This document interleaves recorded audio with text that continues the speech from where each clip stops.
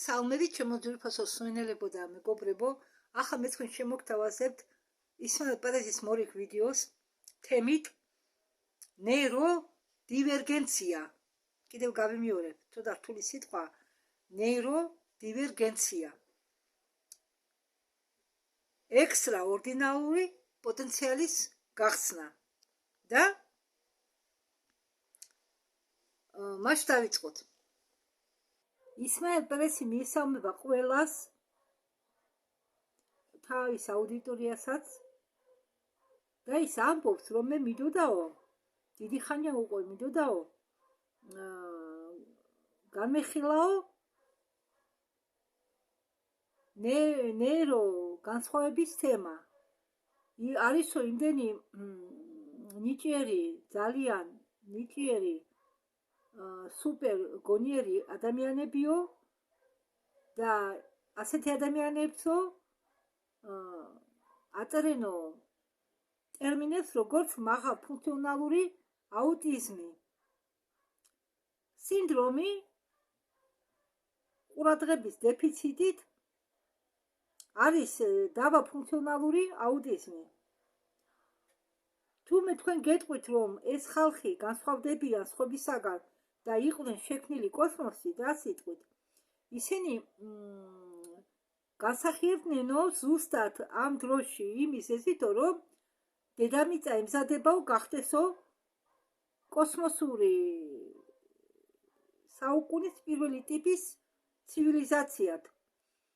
და დღეს ჩვენ ჩაღმავდებით არახოლო ნეირო განსხვავების ისტორიაში, არამედ აგრეთვე ვისაუბრებთ galaktikურ არხივებში მოყვანილ თემებზე, ინდიგოზე, მესამე ტიპის ინდიგოზე და თუ რით განსხვავდებიან ისინი სხვებისაგან. ასეთი ხალხი იყვნენ როგორც ლეონარდო და ვინჩი, ნიკოლა ტესლა და სხვები. მე ვიყავი ერთ-ერთი მათგანი, ვისაც ბავშვობაში თვლიდნენ მაღალფუნქციონალურ აუტისტად. ნებისმიერ შემთხვევაში მე ვფიქრობ სხვაგვარად, ამბობს ისმაილ პერესი. ჩემი ტვინის ტალღები და ჩემი ტვინი და ის თუ როგორ არის მოწყობილი ჩემი ნეირონული კავშირები ჩემ ცნობიერებაში, მუშაობენო სულ სხვაგვარადო, ვიდრე ბევრი ადამიანის სხეულში. და ამდაგვარ ადამიანებსო galaktikურ არქივებში უწოდებენო ინდიგოს. იბადებიან ძალიან ბევრი ბავშვი, იბადება ინდიგო ბავშვები, ძალიან ბევრი.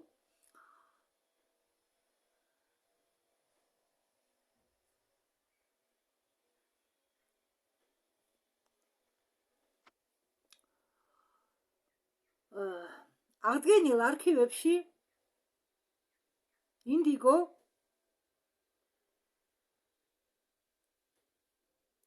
ყოფილა ინდიგო სწავლება, კიდევ ცოდნა ინდიგოზე, რომლებიც შეგროვილია ზურმუხტისნაირ კრისტალიკებზე და პლასტინებზე, კლოსტერის, დორატელის კლოსტერის პლასტინებზე. ამბობენ, რომ არსებობს რამდენიმე, წერია უბრალოდ იქ, რომ არსებობს სულების, გამოხატებული სულების რამდენიმე შთამომავლობა, რომლებიც განსახიერებდნენ დედამიწაზე ხანძრივი პერიოდის განმავლობაში. ესე იგი, განსახიერებდნენო არაერთხელ. მაგრამ ახლა ისინი მოდიან მასიურად, ეს ინდიგო ბავშვები და რატო? არქივების მიხედვით, ამ galaktikური არქივების მიხედვით, მთელი ისტორიის განმავლობაში ისინი მოდიოდნენ მცირე რაოდენობით. ესე იგი, ისინი განსახიერებდნენ პლანეტარული ცვლილების სხვადასხვა პერიოდში. მასე არსებობს ძალიან ნაკლებად ცნობილი ტიპები ინდიგოსი, რომლებიც ახლა განსახიერდებიან აქ. ესენი არიან მესამე ტიპის ინდიგო, მას უწოდებენ მათ.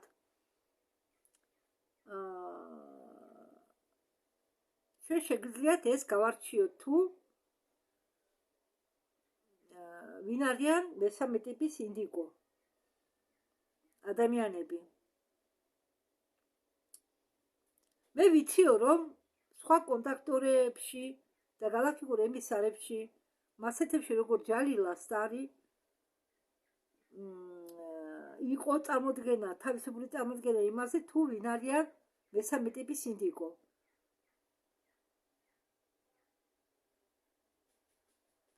არსებობენ ვარსკვლავური თესლების სხვადასხვა ტიპები, სხვადასხვა ტიპაჟი, რომლებიც განსახიერდებიან სხვადასხვა კატეგორიებში. პირველი ტიპის ინდიგო, მეორე ტიპის ინდიგო და მესამე ტიპის ინდიგო. მაგრამ მესამე ტიპის ინდიგო ადამიანები ცოტათი განსხვავდებიან მეორე და პირველი ტიპის ინდიგო ადამიანებისაგან. შეიძლება ითქვას, რომ ისინი არიან განსახიერებული ვარსკვლავური თესლები, მაგრამ სინამდვილეში galaktikuri არსებები მათ უწოდებენ კაცობრიობის ევოლუციური შემდეგი საფეხურს. ან კატეგორიად, რომლებიც არიან საწყისი კაცობრიობის ევოლუციური საფეხურისა. და საიდუმლო არქივების მიხედვით მიღებული პლასტინებიდან, galaktikuri არქივების პლასტინებიდან ზურმუხტის ორდენი მესამე ტიპის ინდიგო ხო, ამ ზურმუხტი ორდენის მიხედვით ინდიგოს მესამე ტიპი განსხვავდება გაფართოებული კოგნიტიური არქიტექტურით. ესე იგი, აზროვნების თავისებური წესით. და ეს იძლევა საშუალებას მაგათმა აღიქვან ინფორმაცია სამ განზომილებანი აღთქმის ფარგლებს მიღმა. ანუ თუ ჩვეულებრივი ადამიანი აღიქვამს ინფორმაციას სამ განზომილებიანი ფარგლებში, ეს მესამე ტიპის ინდიგო ადამიანები აღიქვამენ ინფორმაციას ამ სამ განზომილებიანი აღთქმის მიღმა. და ეს ხსნის ყველაფერს თუ მაღალფუნქციონალური და დაბალფუნქციონალური ინდიგოებს როგორ უჭირთ ადაპტაცია საზოგადოებაში. ისინი განიცდიან სოციალურ ხელვარებას, რადგან მათთვის ძალიან რთულია მიიღო მონაწილეობა ჩვეულებრივ სამგანზომილებიან საუბარში, როდესაც მას თიგონება იმყოფება სამ განზომილებიანი სამყაროს მიღმა. ამდაგვარად მათ ინტელექტი მუშაობს ერთდროულად ინტუიციის აღთქმის და სისტემური აზროვნების და მრავალ განზომილებიანი აღთქმის დონეზე. ზოგ თქვენგანს ალბათ სმენიათ ტერმინი SDVG სინდრომი. თითოეულ დაქწერია სადღაც ამის თავში ეწერა ამის ახსნა. ყურადღების დაქვეითების სინდრომი. ქართულად თუ გადავთარგმნით. და ამათი ყურადღება სინამდვილეში აწყობილია უფრო მაღალ სიხშირეზე. ისინი მარტო მხოლოდ ჭკვიანები კი არ არიან ყველა მიმართულებით და ურთიერთობით, არამედ ისინი რეალობას აღიქვამენ უფრო მეტად ფართოდ, ვიდრე უბრალო ადამიანები. ხო, და ბოლო წლების განმავლობაში, ამ ისტორიის ბოლო წლების განმავლობაში აუტიზმის გახშირებასთან ერთად ისინი იბადებიან მასიურად. galaktikuri ჩანაწერების მიხედვით ისინი იყვნენ შექმნილი იმისთვის, რომ დედამიწაზე დაიწყოს ახალი თავი და გაჩნდეს ახალი ცივილიზაცია და ითვლება, რომ მესამე ტიპის ინდიგო განსახიერდებიან სპეციალური გენეტიკური კოდით, რომელიც ხარს უჭერს ამ ცნობიერების გაფართოებულ მდგომარეობას. მათი გონება ბუნებრივად იზიდავს რთული სისტემები, ამიტომ ისინი უნარიანი არიან აღიქვან აბსტრაქტული გაგებები, ტერმინები, აბსტრაქტული თეორიები ან იდეები და ახსნან ეს ყველაფერი.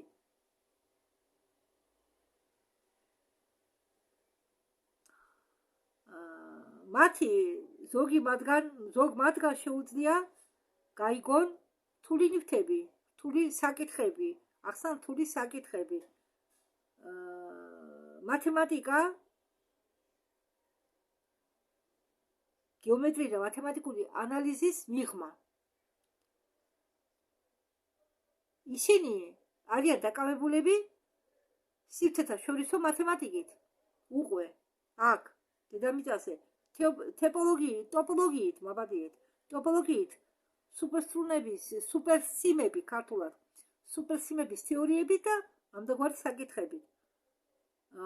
ბევრი მათგანი კი უნარიანი არიან გაუგონ თუ სამეცნიერო კონცეფციებს, რომლებიც არიან დაკავშირებული წმინდა გეომეტრიასთან. და რასაკვირველია, ბევრი ისინი არიან ძალიან მუსიკალურები, როდესაც საქმე ეხება ადაპტაციას ჰარმონიულ სისტემებთან და მუსიკალურ ხამებთან, ნოტებთან. მათი ტვინი უცებვე იჭერს ყველაფერს. მათ შეუძლიათ ნებისმიერი მუსიკალური ინსტრუმენტი აიყვან ხელში და უცებრე დაიწყონ დაკვრა.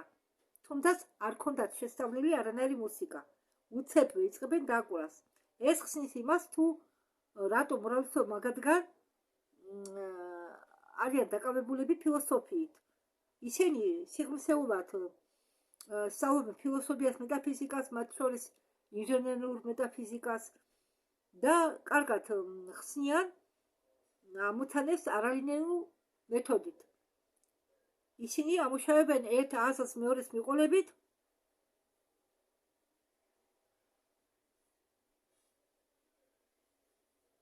ხო, ენკიმ დაასიანა ჩვენი ტვინი იმ დონემდე, რომ ჩვენ მხოლოდ გვაქვს საშუალება გამოვიყენოთ მხოლოდ ტვინის მარცხენა ნახევარსფერო. იმის მაგივრად, რომ დავამუშავოთ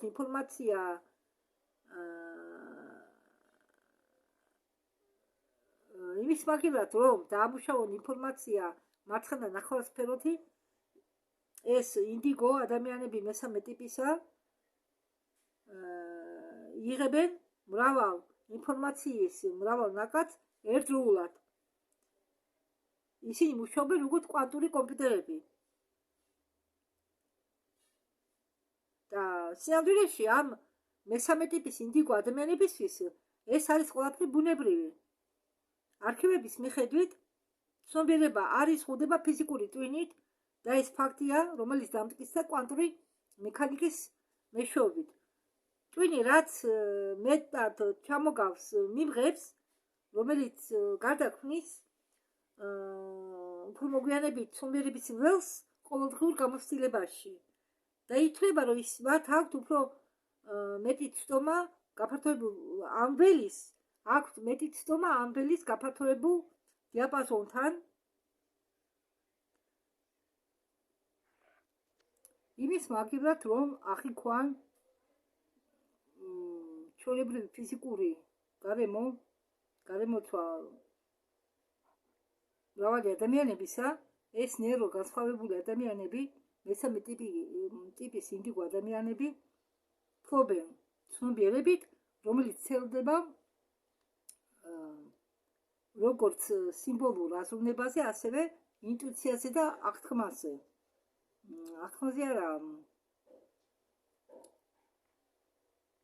წარმოსახვაზე, რომლებიც დაკავშირებული არის სხვა ფუნქციებთან მარცხენა ნახევარსფეროს ფუნქციების გარდა. და ყველაფერი ეს მუშაობს ერთდროულად.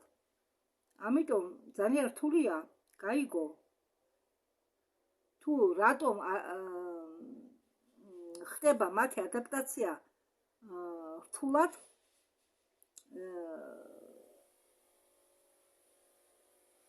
მარცხენა სფერო, ტვინის მარცხენა სფეროს ფუნქციის მიმართ, ანუ რატომ იმახსოვრებენ ცუდად საგანმანათლებლო სისტემაში, როდესაც ხდება ცოდნების მიღება ჩვეულებრივი ადამიანისთვის, მათ უჭირს ათვისება რამესი. მათი აზრები ეს მიდო კი ახდება, რომ ისინი უნიჭო არიან ან ჩამორჩენილები არიან. არა, ტვინი ჩამორჩენილები ისინი არ არიან, უბრალოდ ისინი უფრო ჩქარა აზროვნებენ და ფიქრობენ, ვიდრე ადამიანები.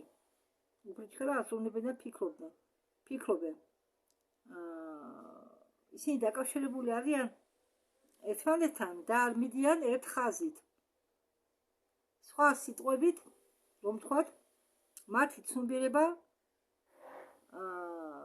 ჩართულია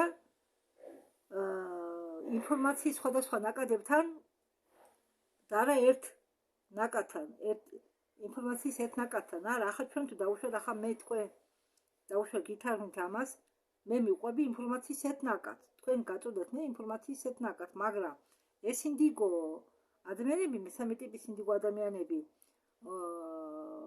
აღიქვამენ ერთდროულად რამდენიმე ნაკადის ინფორმაციას, ხომ გესმით? და როდესაც საქმე მიდის ფიქრებამდე, ისინი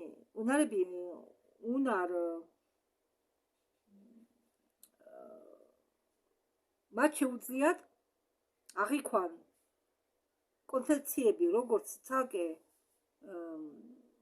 თავსატეხის შეუძლიათ აღიქვან ეს კონცეფცია, როგორც თავსატეხის ცალკე ნაწილები და შეუძლიათ უბრალოდ ააწყონ ეს თავსატეხი იმისთვის, რომ თქვენ გაჩვენოთ საერთო სურათი. ამდენგვარად ისინი ხედავენ არა შემთხვევითობას, არამედ იმ რეალობას, закономерность რუსულად. აგრეთვე ხედავენ ციფრულ მონაცემებს. მათ შეუძლიათ აღიქვან მთელი კონცეფციები,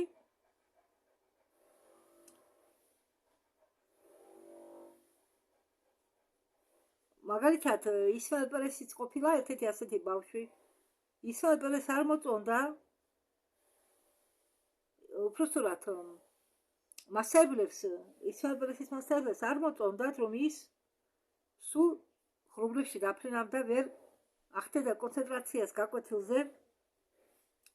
ისინი სულ ისე იქცეოდნენ, რომ არ ისმოდათო მე როგორი ბავშვი ვიყავიო. არადა მე ვიყავიო ჩათრეული სხვა რეალობებში და მქონდაო კონტაქტი იმ რეალობებთან. მე მქონდა ხილვები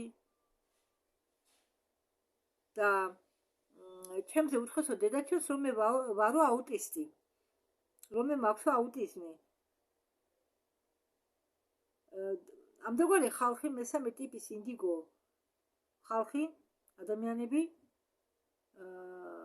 გეგონება დაბნეულები, უყურადღებობი, ასეთ ადამიანებს, ასეთ ადამიანები არიან ძალიან უყურადღებო, ვერ აკეთებენ კონცენტრაციას. და როცა საქმე ეხება ჩვენი ფიზიკური ტვინის მარცხენა სფეროს, არიან დატორმოზებული და მათ ისინი მოწყნილები არიან, როცა უწევთ ინფორმაციის მიღება სამ გაზომილებიან ფორმატში, რადგან მათი ცნობიერების ნაწილი ყოველთვის დაკავებულია ინფორმაციული სივრცის ფართო მასშტაბით. ამდენგვარად მესამე ტიპის ინდიგო ადამიანების ნეიროდივერგენტული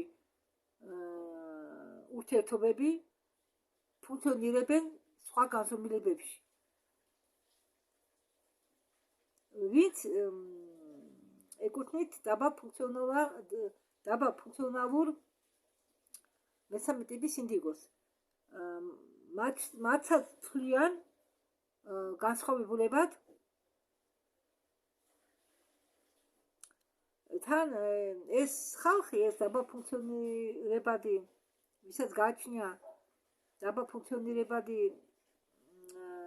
ვისაც აქვს დაბალფუნქციონირებადი მესამე ტიპის ინდიგო, ისინი მათ ურჩევნიათ ერთი საათით გაითიშონო, ვიდრე უაზრო საუბარი გააგრძელონო, რადგან მათი ცნობიერება არ არის ორიენტირებული ტვინის მარცხენა ნახევარსფეროზე. მათი ცნობიერება მუშაობს სულ სხვა რეჟიმში. ამიტომ ისინი მათ ურჩევნიათ გაჩუმდნენ და არაფერზე არ ელაპარაკონ. და ეს ხალხი კიდევ არიან ტელეპათები. ЦРУ ჩრდილოეთის სახელმწიფო უკეთებდა ვერბოვკას ბევრ ინდიგო მესამე ტიპის ადამიანებს სუპერ ექსტრასენსების შესაქმნელად. ამიტომ შემთხვევით არ არის რომ მესამე ტიპის ინდიგო ადამიანები იყვნენ ჩათრეული საიდუმლო კონსოლსურ პროგრამებში, როდესაც საქმე ეხება სხვა განზომილებებში სამუშაოზე, ეს აღიქვება მათთვის როგორც ნიშანი სიღრმისეული ჩაყვანთისა აბსოლუტურ წარმოსახვაში, აზროვნებაში და სიმბოლიზმში. და ნორმალურია თუ ეს ხალხი ამ ხალხს ერევა დრო საერთოდ, რადგან დროის უდიდეს ნაწილს ისინი არ ატარებენ ამ რეალობაში. ამიტომ დროის მსვლელობა ერევათ. მათთვის ნორმალურია სხვა ადამიანთან საუბარში არ იყოს კონცენტრირებული ამ ადამიანის მოსვენაზე. ისეთი შეგრძნება, რომ ამათ უჭირთ იმ ადამიანების მოსვენა, რომლებიც საუბრობენ მარცხენა ტვინის მარცხენა ნახევარსფეროს აზროვნებით. ისინი ვერ ამჩნევენ უბრალო რაღაცებს, რადგან 24 საათი დღეღამეში და 7 დღე კვირაში ისინი არიან ჩაღმავებული თავის აზროვნებაში, თავის ფიქრებში უпростоრად. ამიტომ მათ უჭირთ აქ ცხოვრება. მათ ძალიან უჭირთ ამ ცხოვრებაში.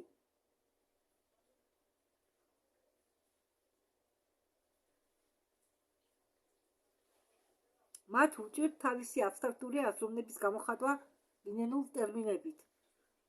ითვლება, რომ ყველა მესამე ტიპის ინდიგო ძალიან განსხვავდებიან ერთმანეთისაგან. არ არის ორი ერთნაირი მესამე ტიპის ინდიგო ადამიანები, არ არიან. ზოგი მათგანი ხდებიან წარმატებული მეცნიერები და ყველა სფეროში წარმატებებს აღწევენ, როგორც მაიკ ჯორდანი მეცნიერებაში მაგალითად. სხვები კი ხდებიან მხატვრები, წინასწარმეტყველები, მესამე ნაწილი გამოგონებლები, როგორც ნიკოლა ტესლა. ნიკოლა ტესლა ყოფილა მესამე ტიპის ინდიგო. მან შექმნა სარევოლუციო ტექნოლოგიები.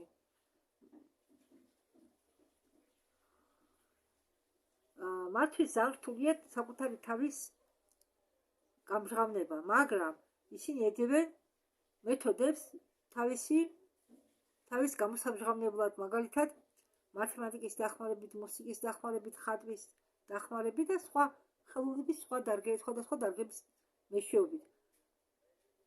საინტერესო ისაა, რომ მესამე ტიპის ინდიგო ადამიანების ყოველი გამოცდილება მისთვის, ამ ადამიანისთვის ძალიან განსხვავდებოდეს იქნება მაგალითად ჩვეულებრივი ადამიანის გამოცდილებისაგან. რატო?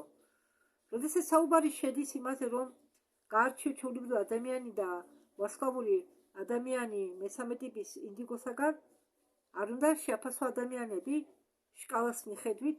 საქმე იმაშია, რომ ყოველი ადამიანი ფლობს თავის შიდა ფასულობას.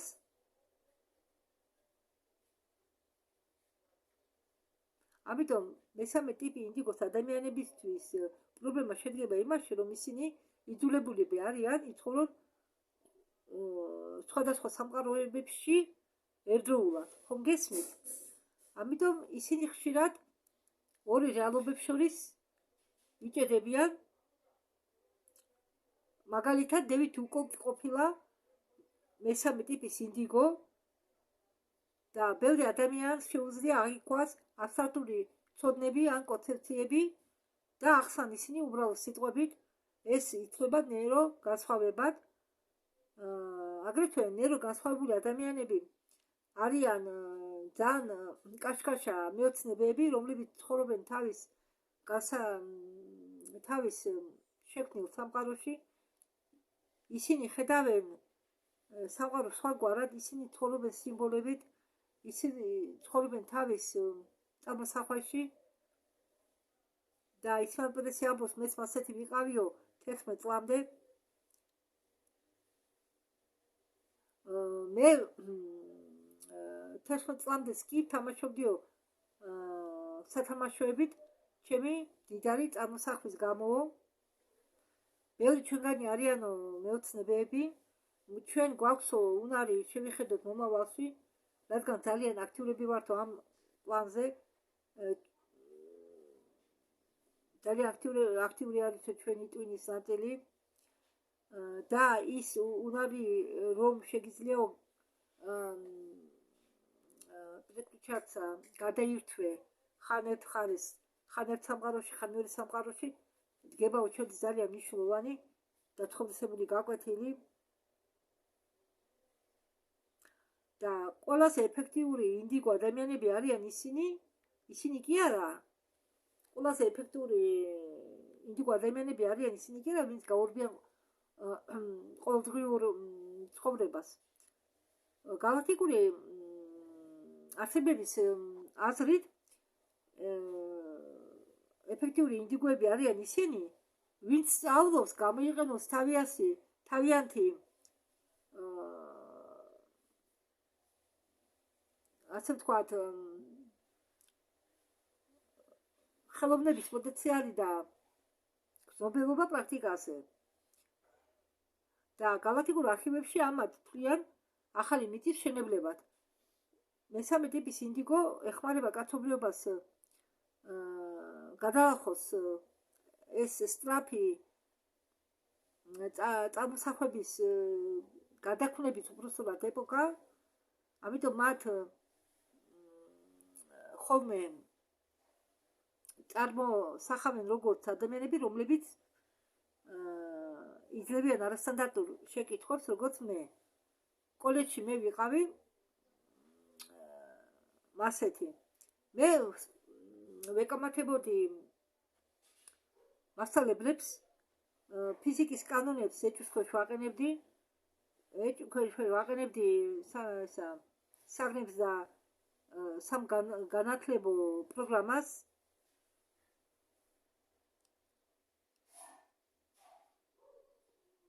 და ეს ხალხი ხოლმე ხდება ხანდახან ნოვატორები, მაგალითად ლეონარდო და ვინჩი იყო მესამე ტიპის ინდიგო, მიკელანჯელო იყო მესამე ტიპის ინდიგო და სხვაებიც. ვიღაც ხდება მხატვარი, ვიღაც მკურნალი. ისინი იყენებენ ოსტატურად თავის ენერგიებს სხვების განსაკურნად და შეუმჩნევლად აუმჯობესებენ ხალხის გარემო ცხოვრებას. როდესაც ბავშვობაში მე ატარებდნენო, ანუ ბავშვობაში სკოლაში ისმაილ პერესი იყო ბულინგის ხორბლი, მაგრამ ის არასდროს არ პასუხობდა ძალადობაზე. მე არასდროს მიდოდაო სამაგიეროდ გადახდა, რადგან ჩვენ მესამე ტიპის ინდიგო ადამიანები ყველა ვართო მომთმენი, გაგვაჩნიაო თანაგრძნობა და გულით ცხოვრობთო. და ერთ-ერთი განსხვავება შედგება იმაში, რომ ჩვენ ძალადობაზე ძალადობით არ პასუხობთო. ყოველი ცივილიზაციები თარდება იმით, რომ ესე იგი წარმოიდგენს თუ როგორ იქნება მათი მომავალი. რადგან ჯერ არსებობს აზრი და შემდეგ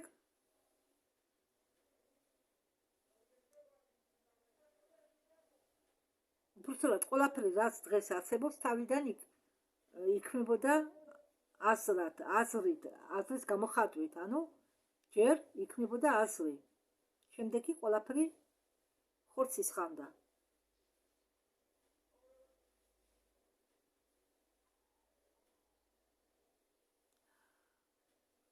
და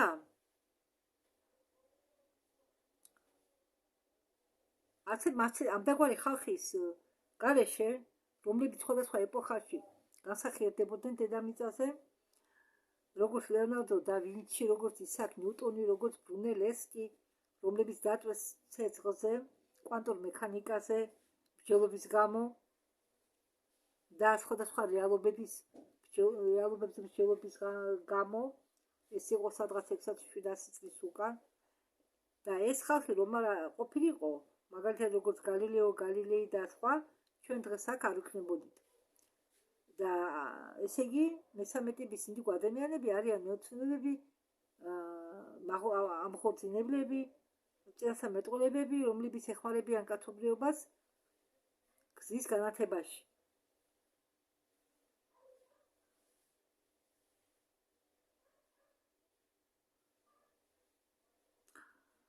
კორუმპირებული განათლების სისტემის გამო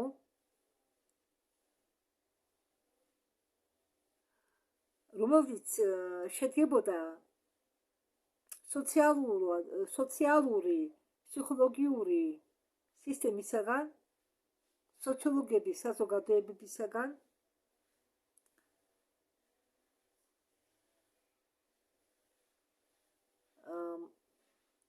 აი ამ ინდიგო ხალხს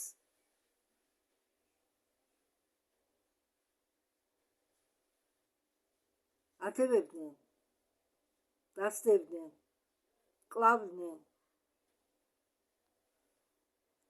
და ჩემი მკურნალობაც უნდოდათ, მაგრამ დედაჩემმა თქვაო, დედაჩემმა დამიცვაო, დედაჩემმა უთხოვო მათ, რომ ჩემ შვილს არ სჭირდება წამლებიო, ჩემ შვილს სჭირდებაო ნამდვილი ცოდნები. ამიტომ თქვენ ჩემი შვილისთვის ხართო მოსაწყენი.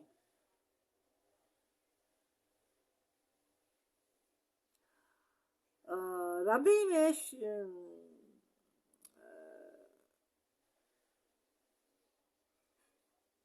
შთამომავლო არასწორად გადავთარგმნა ხოლმე. საზოგადოება რამდენიმე წლების განმავლობაში ახდენდა ინტელექტის შეფასებას, როგორ საზოგადოება იყენებდა წარმატების ვიწრო განმარტებას, რომ ეს დაკავშირებულია 98 ან 99% კაცობრიობასთან, რომლებიც იყვნენ გენეტიკურად მოდიფიცირებული ისედნაირად, რომ ემუშავა მხოლოდ ჩვენი ფიზიკური ტვინის მარცხენა ნახევარსფეროს. და როგორც წესი, ჩვენი ფიზიკური ტვინის ნახევარსფერო პასუხისმგებელია ლოგიკური აზროვნებაზე. რა არის ახლა ცოტათი უბრალო ორი სიტყვით გეტყვით, რას ნიშნავს ლოგიკური აზროვნება? ლოგიკური აზროვნება ყოველთვის არ არის სწორი,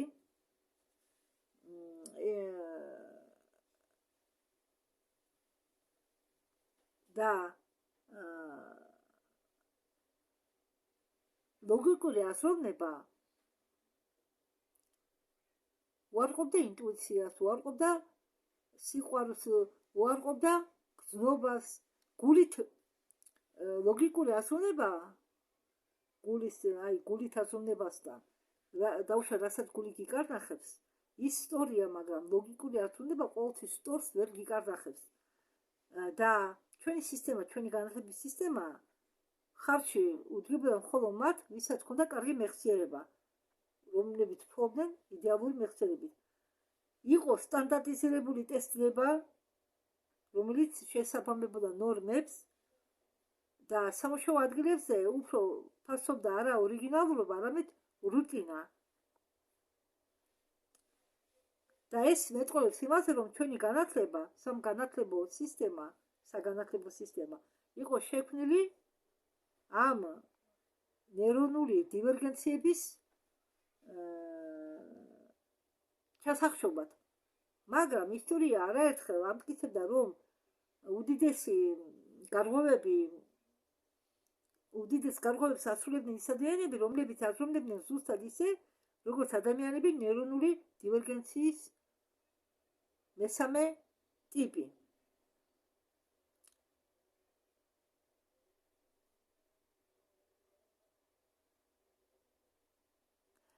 მასეთი მდგომარეობები, როგორც არის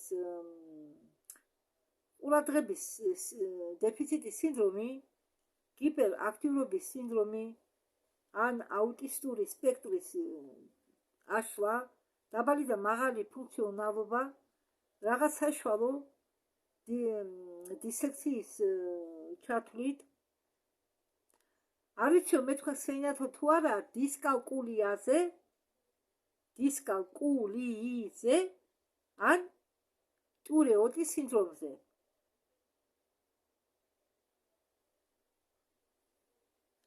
ამას ქვია ზოგჯერ ადამიანები ამბობენ ძალიან დამამცირებელ და გასალანც რაღაცებს სიტყვებს.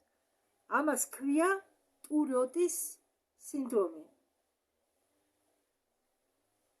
და ეს სიმპტომები დამახასიათებელია ისეთი ადამიანებისთვის, რომლებიც სხვაგვარად არიან მოწყობილი. ეს არის, ესე იგი, რას ნიშნავს ტურე-ოტის სინდრომი? უნარი ისაუბრო და გამოთქვა ყველაფერი ის, რაც შენ თავში მოგდის. და მათ შორის გასალაძღი სიტყვები, მაგალითად ილონმა მასკმა საჯაროდ გამოაცხადა, რომ მას აქვს მაღალფუნქციონალური ასპერგერის სინდრომი. ხო, რაში შედგება მე ამის გამო ილონ მასკის გენიალობა რაკეტების შექმნაში? არსებობს სხვადასხვა სინდრომები, რომლებიც დაკავშირებული არიანო მესამე ტიპის ინდიგო სინდრომთან. მათ ცდილობენ უკანონო მედიკამენტოზურად იმისთვის, რომ გააკონტროლონ.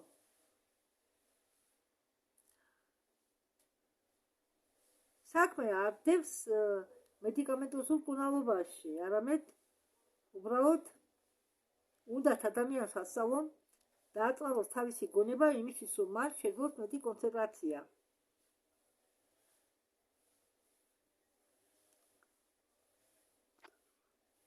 და უფრო მეტად ეს ხალხი ქმნიან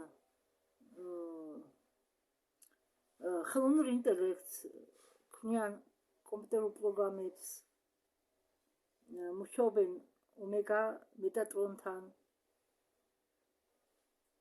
და ეს ხალხი, რომელსაც ვერბოლკა გაუკეთეს ამ მესამე ტიპის ინდიგოს ხალხს, ისინი მუშაობდნენ და რომლებიც ბნელ ხარეს გადავიდნენ, ისინი მუშაობენ ომეგა მეტატრონთან. ეს არის ნეგატიური ხელოვნური ინტელექტი. მესამე ტიპის ინდიგო ყველა არაა კარგი. მაგალითად, მათი დიდი ნაწილი მუშაობს ხელოვნური ინტელექტის სფეროში. ზოგი ბოროტად იყენებს ამ თავის უნარს, მაგრამ უმეტესწილად თავის ამოცანებს კარგად ასრულებენ.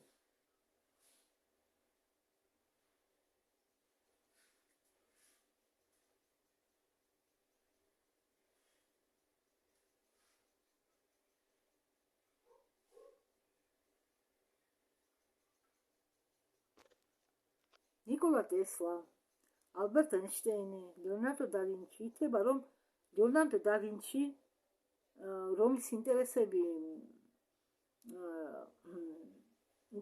ინტერესებში შედიოდა ხელოვნება, საინჟინრო საქმე, ანატომია, არქიტექტურა, იყო ნერო ფერდოსანი, რომელსაც შეეძლო ერთდროულად ემუშავა სხვადასხვა იდეებზე და მას ეს გამოსდიოდა. და მან დაწერა და ვინჩის კოდი. ამის გარდა გაიგონეთ თუ რა თქვენ რამე ტემპლ გრანდინზე.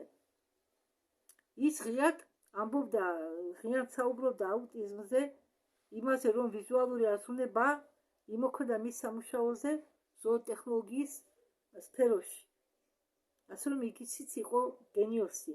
რიჩარდ ბრენსონი. ოდესაც ვინიათ რიჩარდ ბრენსონზე, მე პირველად მესმის მაგალითად.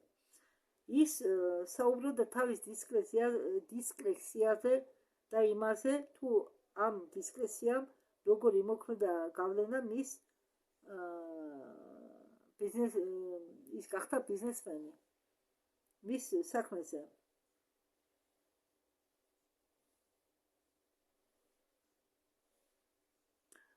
ახლა ყოველი მესამე და მეოთხე ბავშვი იბადება ამ დაავადებით, აუტიზმით, რომელსაც კიდე მეურნეობად უწოდებენ მესამე ტიპის ინდიგოს.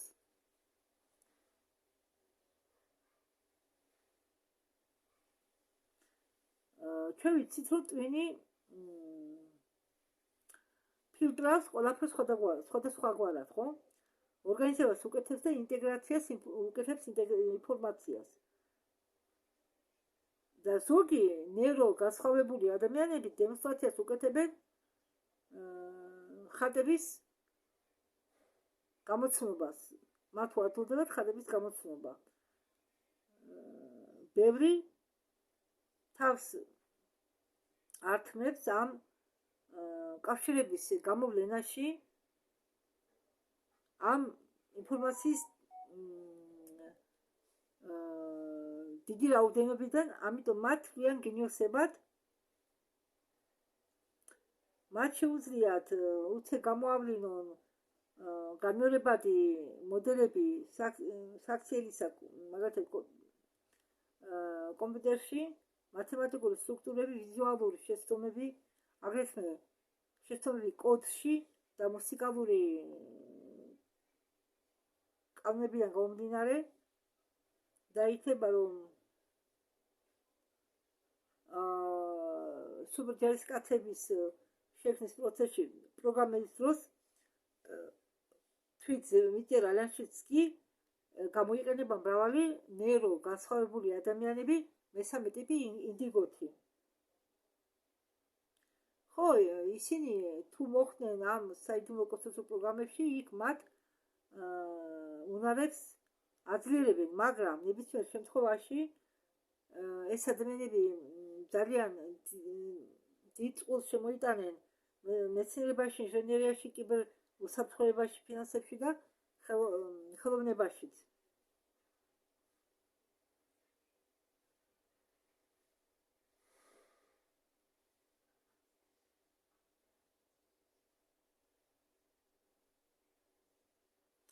მათ შეუძლიათ იმუშაონ საათებით და არ დაიხლებიან.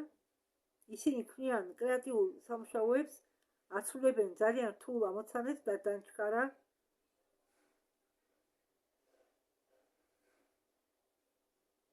ისინი აზროვნებენ უფრო ხატებით და არა სიტყვებით.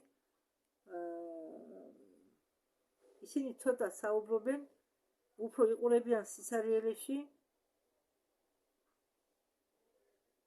ისინი ინფორმაციას ამუშავებენ ვიზუალურად. ისინი ვიზუალურად აზროვნულად ქმნიან ვიზუალურ მოდელებს.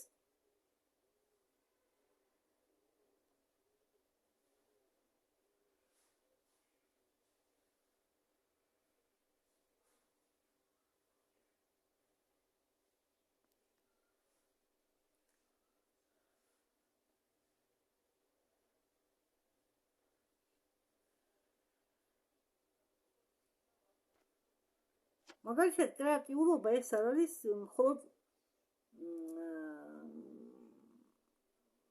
მხატვრული ტალანტი, არა, ეს არის ის, რასაც უწოდებენ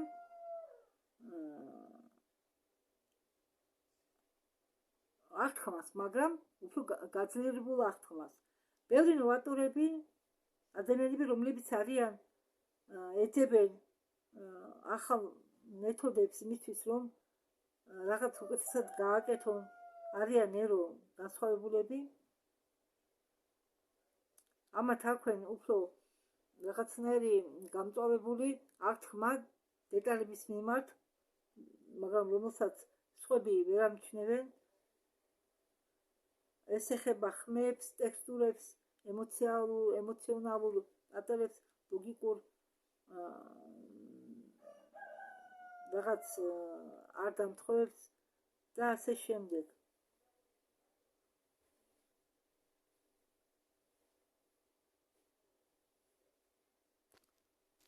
საზოგადოება სამწუხაროდ აფასებს მათ, ვინც ამ სისტემებში ეწერება. ანუ უხდება ამ სისტემას, მხოლოდ მათ აფასებს. ამიტომ რომ საგანათლებო მაპატიეთ, ამიტომ რომ საგანათლებო სისტემა დაძველდა. პროგრესი ყოველთვის იყო შედეგი იმისა, ვისაც უნდა ან ვინც იძულებული იყო ამ სისტემის ეჭქვეშ დაყენება. ამიტომ ბევრი ნეიროდივერგენტები ბუნებრივი გზით აყენებენ ეჭვის ქვეშ მიღებულ წარმოდგენას, მიღებულ რამე ინფორმაციას, იმიტომ რომ ისინი ინტერპრეტაციას უკეთებენ სამყაროს ავტომატურად ჩვეულებრივი წესით. იმის მაგალითად რომ მკითხონ, როგორ აკეთებდნენ ამას, ისინი მკითხულობენ თუ საერთოდ რატო გეთება ეს მასე და ამდაგვარი აზროვნების წესი შეესაბამება მეცნიერებაში, ინოვაციას, ტექნოლოგიას, მეცნიერებაში, ტექნოლოგიაში, მედიცინაში, ინჟინერიაში და ხელოვნებაში ინოვაციებს, შეესაბამება ამ ინოვაციებს ამდაგვარად ნეიროდივერგენტობაში და კოგნიტივობაში დენა თავისი ფასეულობები. ეს ნიშნავს, რომ ბუნება ყვავის სხვადასხვა სხვაობის მეშვეობით, ანუ ბუნება არ არის ერთნაირი. ტყეში ბინადრობს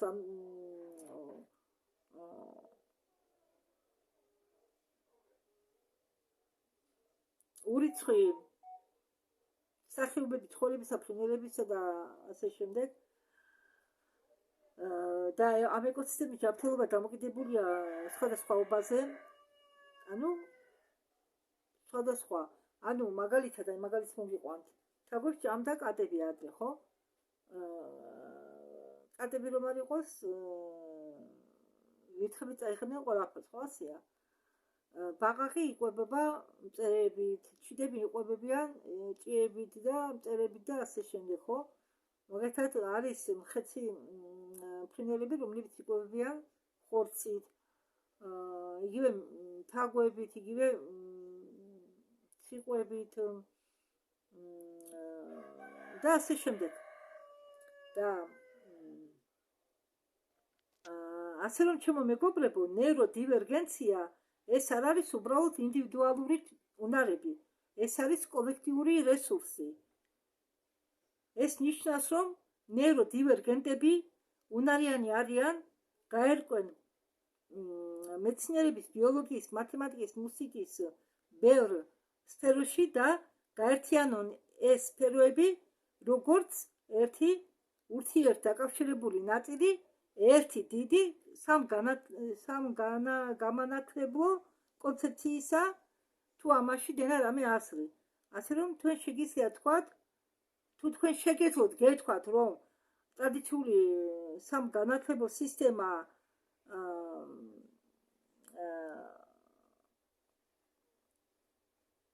წარადგენს იმას, რომ ყოველი მოწაფე სწავლობს საუკეთესოდ, ეს ყოველთვის იყო პრობლემა, ჩემთვის მით უმეტესო, რადგან კვლევები აჩვენებენ, რომ პირიქით სტუდენტები განსხვავდებიან ერთმანეთისაგან იმით, თუ ისინი როგორ სწავლობენ, როგორ იმახსოვრებენ, როგორ ურთიერთობენ და ეს დემონსტრაციას უკეთებსო სამაგალითოს ამასო, ამის გაგებასო და ეს მეტყველებსო იმაზე, რომ ბევრი ნეიროდივერგენტული ადამიანები სწავლობენო და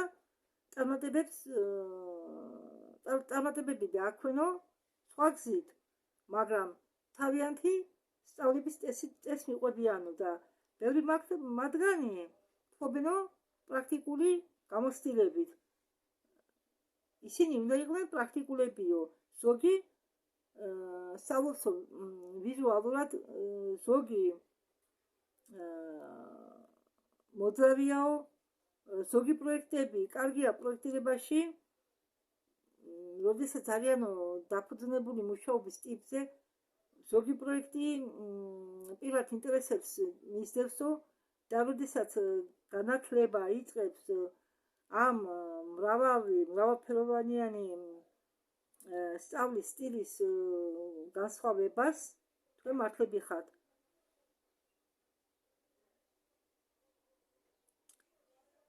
ჩვენ დროშიც კი, როდესაც მაგალითად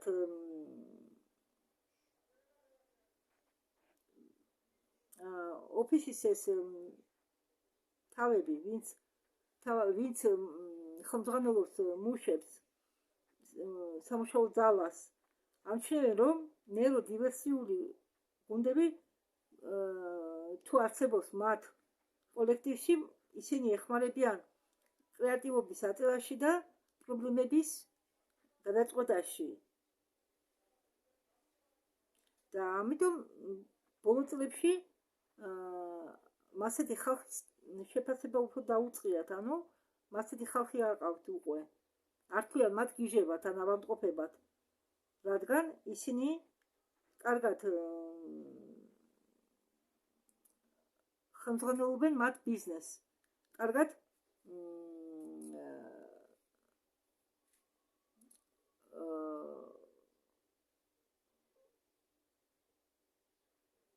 ასე ვთქვათ, ეხმარებიან თავის უფროსებს რაღაც პრობლემების გადაწყვეტაში.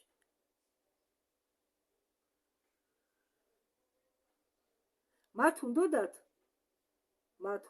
საზოგადოებას ადრე უნდათ, რომ ჩვენ მიგვიღო წამლები, მათ უნდათ, რომ ჩვენ გაგვევლო რეაბილიტაციის კურსი ფსიქიატრიულ კლინიკაში, იმიტომ რომ ისინი ფიქრობდნენ, რომ ჩვენ ვართ დაავადებული ფსიქიური აშლობით ან ვიყავით ტვინით ჩამოჩენილები. მაგრამ ჩვენ დღეებში სამუშაოზე დიდი სურვილით აყავთ ნეიროდივერგენტული თანამშრომლები ისე თანამდებობაზე, რომლებიც დაკავშირებულია პროგრამული დაკმაყოფილების შემუშავებასთან, ანუ რომლებიც ამუშავებენ პროგრამებს კომპიუტერებისთვის, ხო? წამოგიდგენიათ?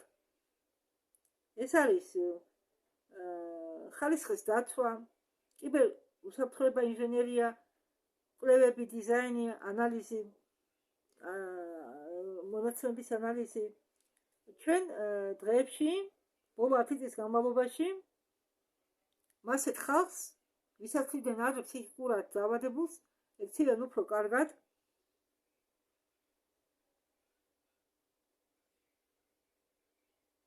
და ბევრი ასეთი ხალხი ყოლია დაქირავებული თეთქუდებს იმისთვის, რომ ძველი სისტემა დაინგრიათ, რადგან ასეთი ხალხი კარგად ეთქვა პროგრამირებაში.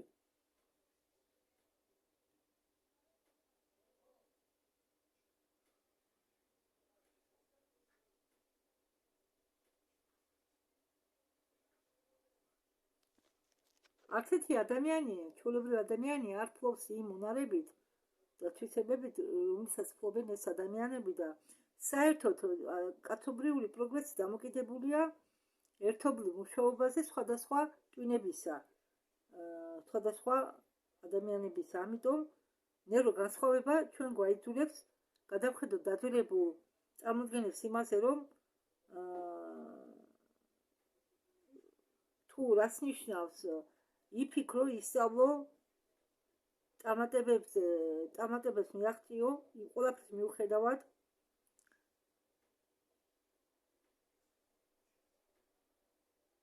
და თანამედროვე ნერო მეცნიერება უფრო მეტად ამტკიცებს იმ იდეას, რომ კოგნიტიური განსხვავებები შეიძლება თავის თავში იტევდეს არა მხოლოდ რეალურ პრობლემებს, არამედ ძლიერ მხრებსაც. მაგალითად, თუ მიიღე კონცეფცია ნერო განსხვავებისა, საზოგადოება მიიღებს წვდომას უფრო ფართო ამ თვალსაზრისის უფრო ფართო სპექტრისაკენ ამ ხელოვნების მიდგომებისა და მეთოდებისა პრობლემების გადაწყვეტისა და მომავალი მიეკუთვნება იმათ, ვინც აფასებს კაცობრიობის ინტელექტის სრულ სპექტრს. და როდესაც სხვადასხვა აზროვნების სხვადასხვა ტიპები იქნება გაგებული, როდესაც ხარდაჭერას მიიღებენ და მიიღებენ საშუალებას განვითარებისა, ამისგან მხოლოდ მოიგებს ყველა. და გალაქტიკური არხივების მიხედვით ნერო განსხვავებული ადამიანები ეს არის ის, რასაც გალაქტიკური წარმომადგენლები უწოდებენ კაცობრიობის ევოლუციურ საფეხურს, ახალ ტვინებს.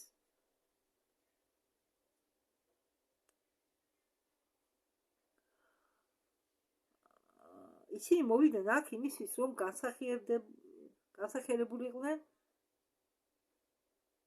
გადატეხ პერიოდში ამ პლანეტარული გადაქმნების ეპოქაში. ამიტომ ეს ხალხი ამ ხალხს ახდენენ უბრალოდ როგორც პრობლემებს განვითარებული კავშირებით, ინტუიციებს შორის, კრეატივობით და აზროვნებით მაღალი რანგისა და გალაქტიკები ხედავენ ამ ხალხში საფუძველს მომავალი კაცობრიობისა კოსმოსურ ერაში, კოსმოსურ ერის პერიოდში. და ისინი არიან ასე ვთქვათ პიონერები ცივილიზაციისა, რომლებიც ემზადებიან და იკავონ თავისი ადგილი უფრო ფართო მასშტაბურ კოსმოსურ საზოგადოებაში, რასაც ისინი უწოდებენ მაღალი განსახიერებულ ტვინებს. დიახ, სხვადასხვა ცივილიზაციები ვითარდებიან სხვადასხვა ეტაპებზე, მათი ცნობიერება ფართოვდება სხვადასხვა ეტაპებზე. ითვლება, რომ ნეირო განსხვავებული ხალხი ეს ის არის, რასაც ისინი უწოდებენ შემდეგ ეტაპს ან საწყისად კაცობრიობის შემდეგ ევოლუციის ეტაპისა, რომელშიც დევს ესე იგი აზრი ერთობრივ გამოყენებაში ტვინის ყველა ფუნქციებისა, არა მხოლოდ მარცხენა ნახევარსფეროსი, არამედ ტვინის მარჯვენა ნახევარსფეროსიც. და რეგულარულია მაღალი გონება, რომელსაც უწოდებენ პრეფრონტალურ ქერქს, აკონტროლებს ყველა სხვადასხვა ფუნქციას ტვინის დაბალი გადაყოფებისა, მართავს ტვინის სხვა დონეზე და შემდეგი ეტაპი ეს არის გაღვიძება იმისა, რასაც ისინი უწოდებენ მაღალ გონებას ამ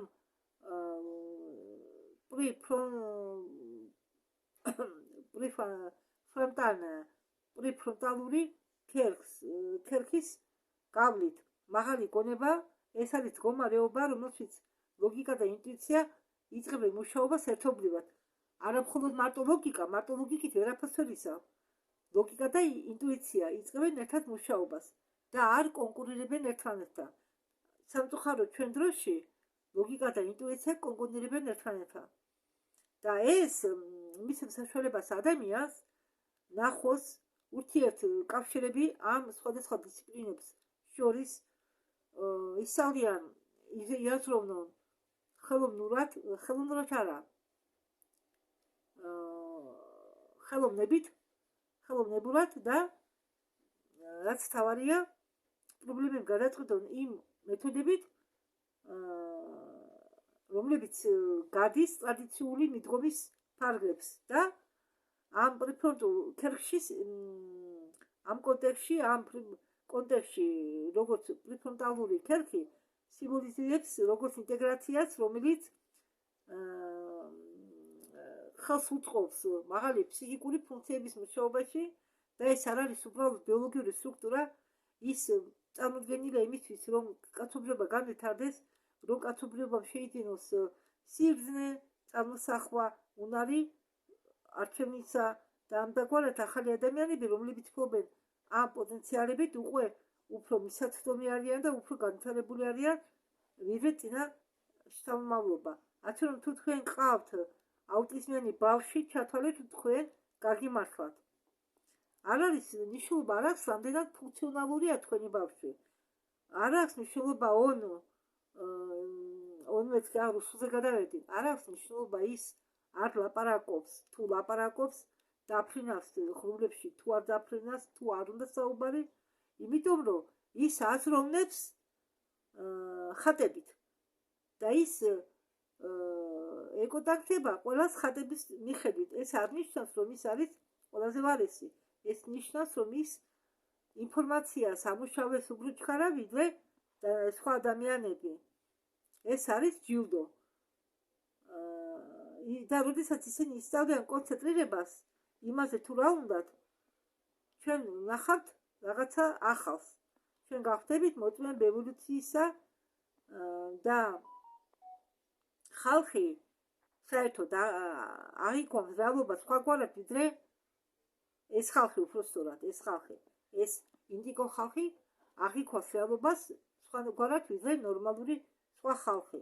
და იქნება, რომ ისინი ბუნებიდან გამომდინარე ბუნებრივად არიან, ამათ ბუნებრივად აქვს მიზრეკილება აზროვნებისაკენ. გაერთიანება ინტუიციისა, მარცხენა ტვინის სახელმწიფოს სფეროსი ლოგიკასთან და არა კატეგორიზაციასთან. აგრეთვე იქნება, რომ ისინი უნარიანი არიან ნახონის სასაწყობი ვეხედავენ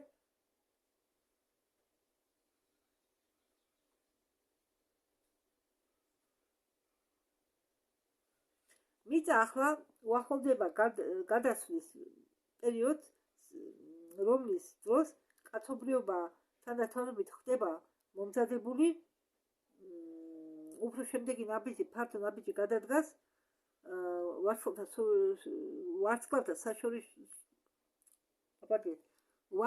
საშორისო საზოგადოებაში შესაძლებლად. ამგვარად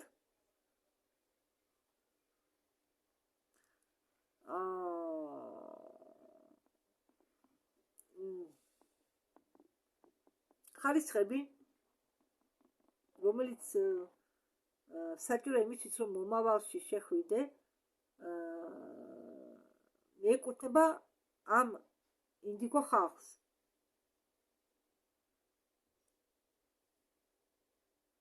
მეცნიერები, რომლებიც სვამენ შეუძლებელ კითხვებს, მხატვრები, რომლებიც ქმნიან ახალ რეალობებს, ინჟინრები, რომლებიც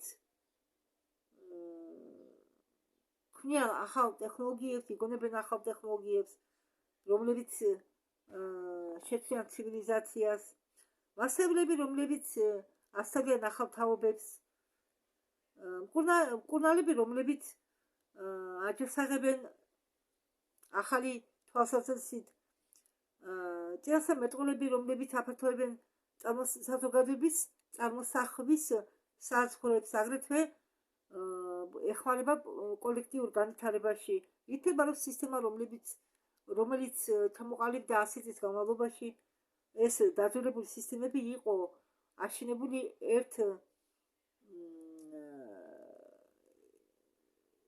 ერთნაირ და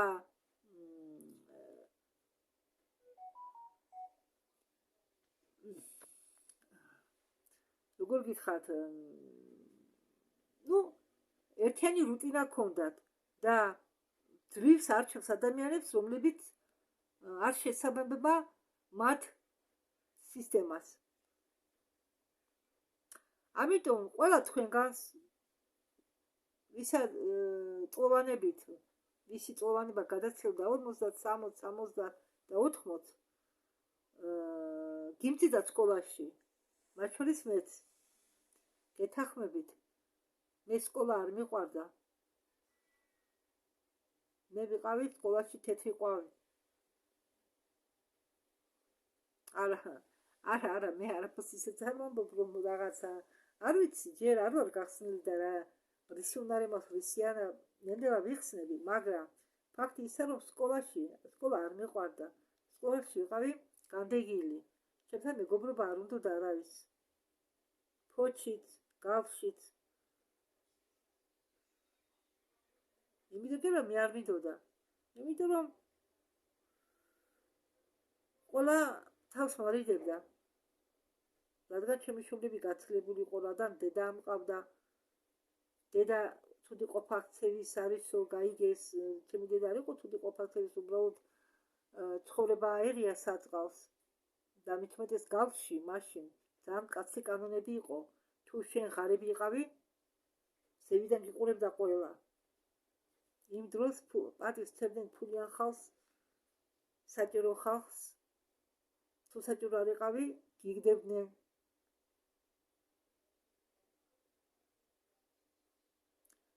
და საერთოდ ახლა რაც მამაჩემი გადაიცვალა,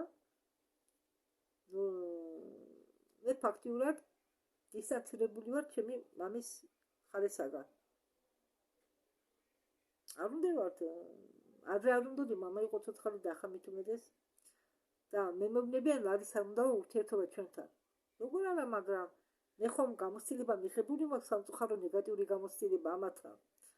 ამიტომ მამა რო გარდაიცვალა, მე ჩაფრთხილი საჭიროთ რომ ჯობს დაშორებით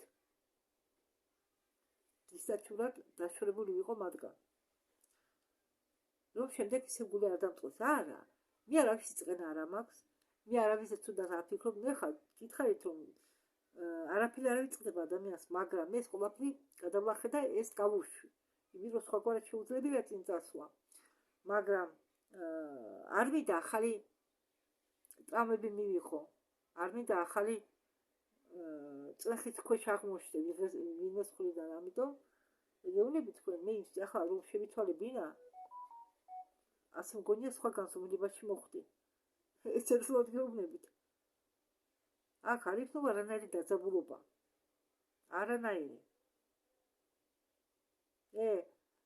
მხოლოდ არ ვიცი ჯერ თქმური კიდევ აქ ცხოვრობთ თქმური აფხაზეთიდან. აგერ რომ ამერა იქნება. არა თუდი გოგო არა, მაგრამ მე არ ვიყავს როდესაც ვინმე ჩამაცილდება მე ზედმეტად. მე არავის ამბავს არ ვარჩევ, არავის ამბავს არ კითხულობ. მე რომ ვინმე ჩამაცივდება, არც ეს სიამოვნებს. ფილმები თქვა რაღაცა საუბარი ერთია, მაგრამ ჯერ ფესიონად ცდილობს ადამიანის შენ ამბების გამოკითხვას და თავისას არაფერს არ ამბობს. ასეთი ხალხისა მე არ მძავს.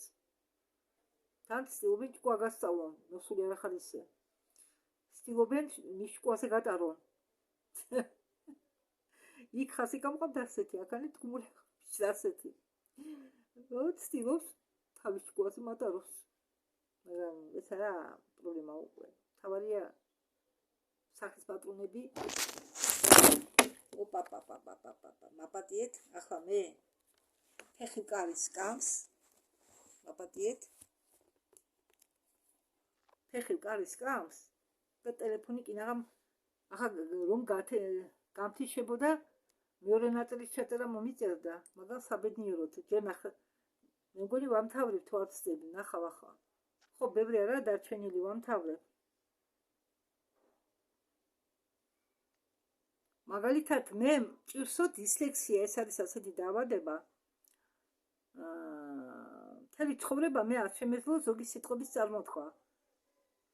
რაც ეხება ინგლისურ ენას, რომ ეს ინგლისური ენა ჩემთვის იყო მეორე ენა,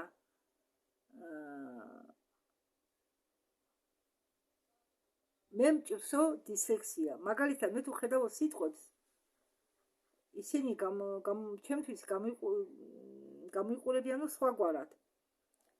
ამიტომ მე ძალიან მიჭირსო ზოგი სიტყვების განმეორება.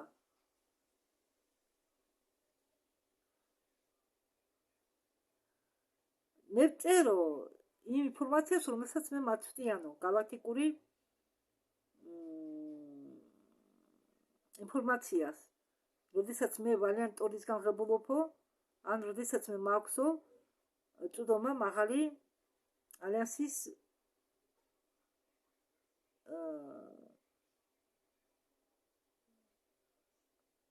თათბირთან.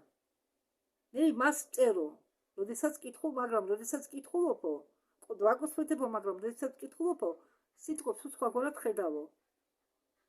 ამიტომ მე მაქვსო სიტყვების დისლექსია.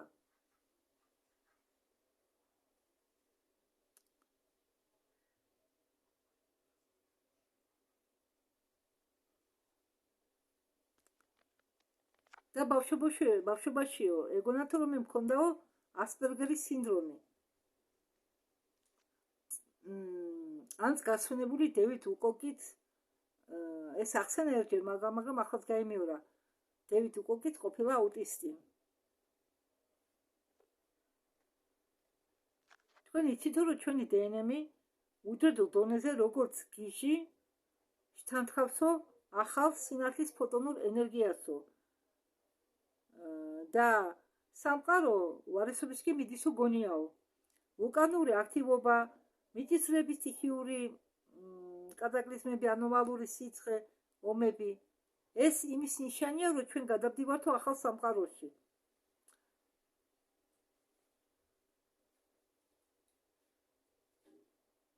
როდესაც მე ვიყავიო 17, 18, 19 წლის, მე ვოცნებობდიო, გამხდარიყავიო უნივერსიტეტო პროფესორი. მე მინდოდაო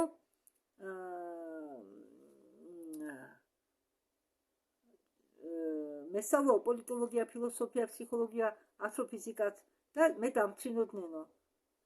ხო და მე ხომ სინამდვილეში წერდიო დისერტაციას 20 წლის ასაკში, რომელიც გახდაო ჩემი წიგნის ნაწილი.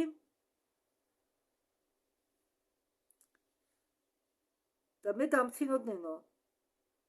მაგრამ მე ვერ მივიღეო მაგისტრის წოდება, მაგრამ ჩემი ჩანაწერები გამომადგაო იმისთვის, რომ წიგნი გამომეშვაო.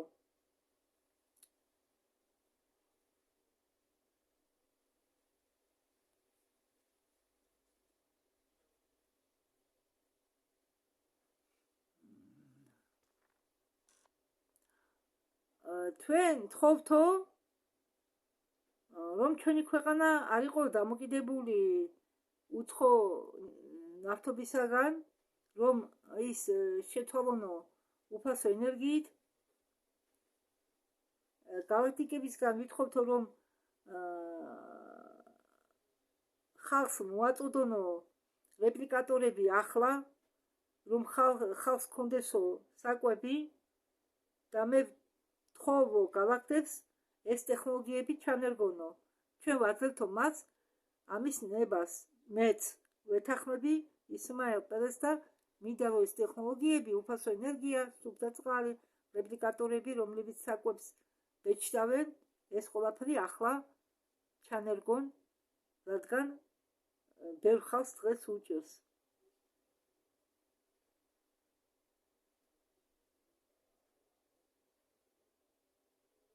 და მე ვთხოვო galaktikas რომ სამაგერო არ გადაუხადოს ჩემ ქვეყანას ირანში ომის გამო, ირანთან ომის გამო.